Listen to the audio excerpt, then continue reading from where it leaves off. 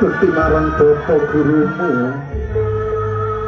becik marang sedulurmu, lan becik marang tangga keparumu ya Jaya.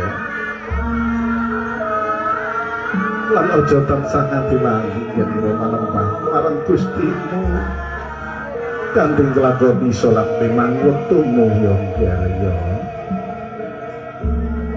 Muga-muga wenang kira jejuduan tansah langgeng dadi keluarga sing bener.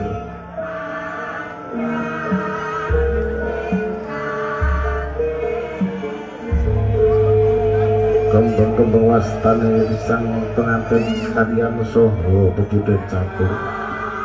Atembenge musta pratandha yen panjenengan kasadogya mulya sakare. Kulo serada kelira ngaras padha ing padane kudu catur.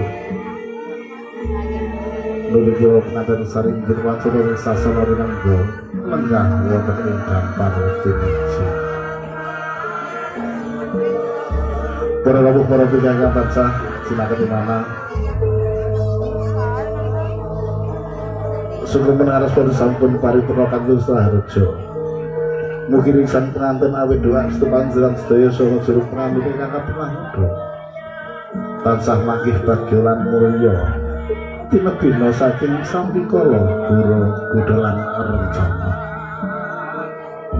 Jumbuh ingkang ginayuh dumugi ingkang kaestan sumangga sembodo ingkang kanjeng.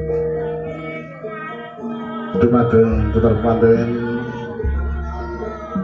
sapere jumeneng Bapak Sabsudara Sekitu Hangapit Sapro Paling Paniston utawi kang dinastan Becik